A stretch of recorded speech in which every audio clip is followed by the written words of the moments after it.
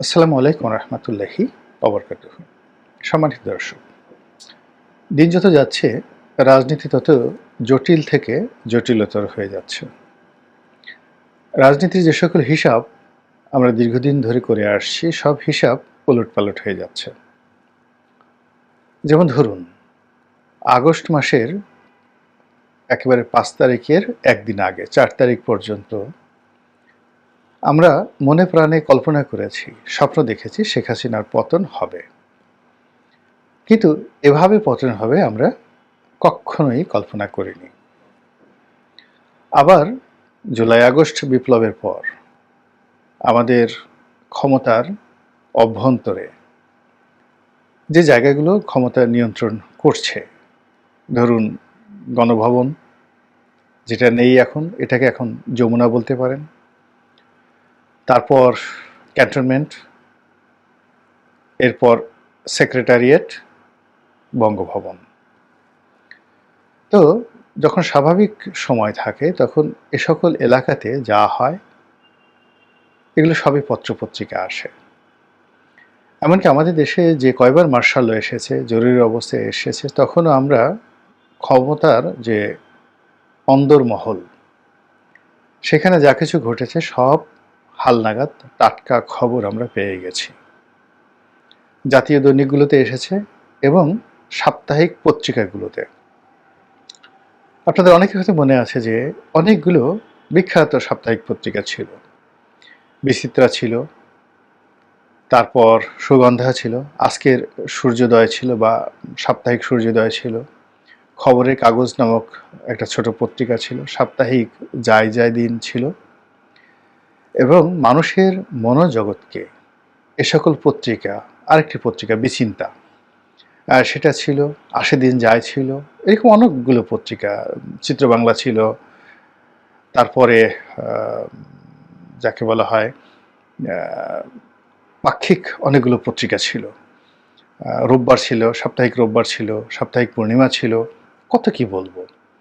প্রায় সবগুলো পত্রিকার সার্কুলেশনই ৩০,০০০, ৪০,০০০, ৫০,০০০ এবং কোনো কোনোটির ৭০-৮০,০০০ সাপ্তাহিক সার্কুলেশন ছিল। আর জাতীয় দৈনিকগুলোর মধ্যে ইত্তেফাক, ইনকিলাবের যে কোনো একটা রিপোর্ট কল্পনাই করা যায় না, একেবারে ৯০-এর দশক পর্যন্ত।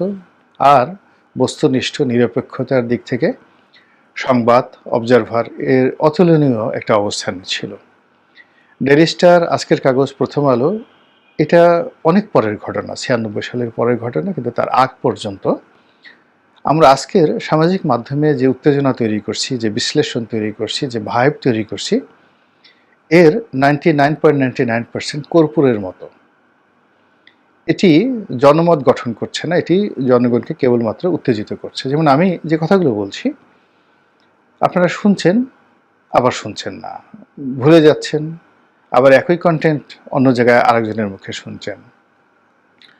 কিন্তু যদি পত্রিকা একটি সম্পাদকীয় আপনি পড়তেন, সাপ্তাহিক পত্রিকার একটি প্রতিবেদন পড়তেন, তাহলে ওটা কখনো ভোলা যায় না, আমরা এখনো ভুলিনি। আপনারা যারা সেই মতিউর রহমান চৌধুরীর বিখ্যাত সেই লেখা দুর্নীতিবাজদের উল্লাস নৃত্য, কিংবা শফিক রেহমানের মঈন মিলার যে কথোপকথন, কিংবা সংসদে এরশাদের ৩০ সেট অলংকার, এই সকল সম্পাদকীয়, তার সঙ্গে নির্মল সেনের, যার ছদ্মনাম ছিল অনিকেত, দৈনিক বাংলাতে তার লেখা, আবেদ খানের লেখা, এবিএম মুসা সাহেবের লেখা, রাহাত খানের লেখা, অসংখ্য মানুষের লেখা, আব্দুল গাফফার চৌধুরী তো ছিলেনই। এই লেখাগুলো বিভিন্ন সাপ্তাহিক পত্রিকাতে এবং দৈনিক পত্রিকাতে যে আসতো, এবং সেখানে রাজনীতির অন্দরমহলের একেবারে তরতাজা সত্য ঘটনাগুলো আমরা জানতাম, এবং এগুলো যেহেতু আদালতে চ্যালেঞ্জ হতে পারত, আজকের ফেসবুকের মতো নয়, ওগুলো জনমত গঠনে খুবই গুরুত্বপূর্ণ ভূমিকা পালন করত। কিন্তু বর্তমান জমানাতে আসলে ওইরকম কোনো পত্রিকার সম্পাদকীয় ওইভাবে জনপ্রিয় নেই, মানুষ পত্রপত্রিকাই পড়ে না। আর যারা পড়ে তারা বেশিরভাগই ওই বাংলাদেশ প্রতিদিন পড়ে, ৫ টাকা দিয়ে কিনে, চোখ বোলায়, ভালো লাগলে ছবি দেখে, তারপরে পড়ে। কিন্তু জনমত গঠনের জন্য পত্রিকা নিয়ে বসে পুঙ্খানুপুঙ্খভাবে পত্রিকা পড়ে অ্যাক্ট করা এবং রিয়্যাক্ট করা, এটি এখন আমাদের সমাজে নাই বললেই চলে। প্রথম আলো একটা ধারা তৈরি করেছিল বটে, কিন্তু এখন প্রথম আলো নিজেই বিপদ এবং বিপত্তির মধ্যে আছে। ফলে আমাদের এই রাজনীতি নিয়ে ধোঁয়াশা তৈরি হচ্ছে এবং প্রতিদিনই কর্পূরের মতো অসংখ্য ঘটনা ঘটছে। অর্থাৎ সকালে আমরা যা কিছু দেখছি, বিকেলে সেগুলো উড়ে যাচ্ছে। এবং এই আগস্ট বিপ্লবের পর অন্তত 1000 ঘটনা ঘটেছে, যেগুলো আমরা ঘটনার একদিন আগেও কল্পনা করতে পারতাম না। যেমন ধরুন, বাংলাদেশ থেকে সুপ্রিম কোর্টের চিফ জাস্টিস, আপিল ডিভিশনের বিচারপতিরা পালিয়ে যাবেন, বায়তুল মোকাররমের খতিব সাহেব পালিয়ে যাবেন, আবার রাগ করে খতিব সাহেব ফিরে আসবেন, আবার বায়তুল মোকাররমে মারামারি করবেন, আনসারেরা ঢুকে পড়বে, ছাত্ররা ঢুকে পড়বে সেক্রেটারিয়েটে। এরকম 1000টি ঘটনা ঘটেছে গত 6 মাসে, যা আমাদের মনোমস্তিষ্ক কল্পনাও করতে পারেনি। আবার একইভাবে এখন অনেক ঘটনা ঘটছে, রাজনীতি, অর্থনীতি, সন্ত্রাস, দুর্নীতি, এগুলোর মানে আমাদের যে চিন্তা এবং চেতনা, সব চিন্তা চেতনাকে অতিক্রম করে এই সমস্ত ঘটনাগুলো ঘটে যাচ্ছে। এবং জানিয়ে আমাদের সামাজিক মাধ্যমে পক্ষে বিপক্ষে বহু কথাবার্তা হচ্ছে। তো যেটা বলছিলাম, এই মুহূর্তে রাজনীতির যে নিয়ন্ত্রণ শক্তি দৃশ্যত জামাতের হাতে এবং সমন্বয়কদের হাতে, ছাত্র সমন্বয়কদের হাতে। বিএনপি নির্বাচন করার চেষ্টা করছে। নির্বাচন হলে রাজনীতি এবং রাষ্ট্র ক্ষমতা বিএনপির হাতে নিশ্চিত আসবে, এতে কোনো সন্দেহ নেই। কিন্তু বিএনপিকে সেই সুযোগটি দেওয়ার জন্য বাংলাদেশের জনগণ যেভাবে দাঁড়িয়ে আছে, একইভাবে মিলিটারি, একইভাবে পুলিশ, আনসার, তারপরে সচিবালয়ের কর্তা, এরা কি বিএনপির এই যে বিজয়, শতভাগ নিশ্চিত বিজয়, সেই বিজয়টিকে উদযাপন করার জন্য তারা সর্বশক্তি নিয়োগ করবে? আমার কাছে মনে হচ্ছে না। এখানে অনেক দেনা পাওনা, হিসাব নিকাশ বাকি। অন্যদিকে বিএনপির নেতা এবং কর্মীরা সারা বাংলাদেশে অন্তর্দ্বন্দ্ব, অন্তর্কলহ, মারামারি, কাটাকাটি, চাঁদাবাজি থেকে শুরু করে আরও অনেক দুর্নাম এবং বদনামের যে ভাগিদার হয়েছে। এখন আল্লাহ আল্লাহ করে যদি এই অপারেশন ডেভিল হান্ট, এটির যে মুখ বা মাউথ স্পিচ, এটি যদি বিএনপির দিকে ঘুরানো হয়, বিএনপির অবস্থা আওয়ামী লীগের মতো করুণ হবে। আপনাদের মনে আছে 1/11-এর সময়, তখন বিএনপিকে দৌড় দেওয়ানো হচ্ছিল, মঈনুদ্দিন ফখরুদ্দিন এবং আওয়ামী লীগ বগল বাজাচ্ছিল।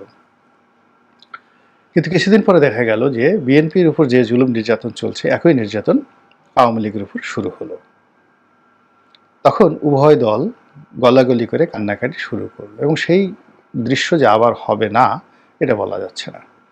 এই কারণ হলো, এই মুহূর্তে বাংলাদেশে যা কিছু ঘটছে, চাণক্যের নীতিকেও বলতে গেলে ম্লান করে দিচ্ছে। কোনটা যে ধোঁকাবাজি, কোনটা যে চালাকি, কোনটা যে টাউটারি, কোনটা যে বদমাশি, বুঝতে পারছি না। কে যে ওলি আল্লাহ, কে যে গাউস কুতুব, কে যে ফকির দরবেশ, আর কে যে ভণ্ড প্রতারক, তাও আমরা বুঝতে পারছি না। এর কারণ হলো, রাজনীতি নেই, রাজনীতির আলো নেই, জ্ঞানের আলো নেই, চারিদিকে শুধু ফিসফাস আর ফুসফাস। তো এর মধ্যে যেটি দেখা যাচ্ছে যে রাজনীতি, বিএনপি ক্ষমতায় যাওয়ার চেষ্টা করছে, রাজনীতি করতে পারছে না। রাজনীতি বাংলাদেশে এখন সমন্বয়করা করছেন এবং জামাত করছেন। এখানে যে সমস্যাটা হলো, প্রথম থেকে সবাই বলে আসছিল যে সমন্বয়ক যারা আছেন তারা নামে বেনামে যতগুলোই থাকুন না কেন, সবই জামাতের B team, C team, D team.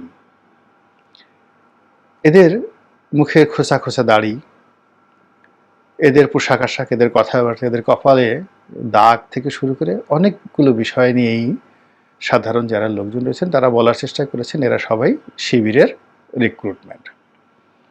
এদের একটা বিরাট অংশ ছাত্রলীগের সঙ্গে জড়িত ছিল, আর এদের একটা বিরাট অংশ সাধারণ ছাত্র রূপে লুকায়িত ছিল। তো সমন্বয়ক রূপে যারা এসেছেন, তাদের কেউ কেউ হয়তো জামাতের সঙ্গে জড়িত ছিল, কিন্তু বেশিরভাগ যারা সমন্বয়ক নেতা, তাদের সরাসরি জামাতের সঙ্গে সম্পৃক্ততা ছিল, এই প্রমাণ আমরা এখনো পাইনি। কিন্তু তারপরেও ঢালাওভাবে, পাইকারিভাবে তাদের সবাইকে জামাত হিসেবে ট্যাগ দেওয়া হচ্ছে। তো এরই প্রেক্ষিতে যেহেতু জামাত রাজনীতি করছে, সমন্বয়করা রাজনীতি করছে, এখন সমন্বয়কদের মধ্যে অনেকেই জামাত বিরোধী কথাবার্তা বলা শুরু করেছে। এমনকি শিবির হিসেবে যারা খুব বিখ্যাত সোশ্যাল মাধ্যমে, তারাও দেখা গেল যে নিজেদের গণতান্ত্রিক যে চর্চা, এটাকে এতটা বেগবান করে ফেলেছে যে তারা এখন জামাতের আমিরের সমালোচনা করার সুযোগ নিচ্ছে। এবং সাম্প্রতিক সময় আমরা দেখলাম যে সমন্বয়কদের মধ্যে অনেকেই জামাতকে সন্দেহ করছে, জামাতের সমালোচনা করছে এবং জামাত সম্পর্কে নেতিবাচক কথাবার্তা বলছে। তো এগুলো শুনে অনেকেই মুখ টেপে হাসছে, চোখ টেপে হাসছে যে মূলত একটি সাজানো নাটক করার জন্য, মানুষকে বিভ্রান্ত করার জন্য, কিংবা রাজনীতির যে কুটকৌশল বা তাদেরকে যে ট্যাগ দেওয়া হচ্ছে সেই ট্যাগ থেকে বিযুক্ত এবং বিমুক্ত হওয়ার জন্য তারা এই কথাগুলো বলছে। মূলত এখন যে ফর্মুলা, সে আমি এবং ডামি এবং স্বামী এবং মামি, অথবা তুমি আমি, এই যে 2024 সনে শেখ হাসিনা একটা মন্দ কাজ করে গেছে, এই মন্দ কাজের আলোকেই মূলত সামনের যে নির্বাচন, রাজনৈতিক পরিকল্পনা, সেগুলো এখন পর্যন্ত আগাচ্ছে। কিন্তু প্রবল প্রতিযোগিতা হবে, 90% জনগণ ভোট কেন্দ্রে আসবে, পছন্দের প্রার্থীকে ভোট দেবে, তারপরে ভোটের আনন্দে সারা বাংলাদেশ উৎসব মুখর হয়ে পড়বে, এরকম কোনো নজির দেখা যাচ্ছে না।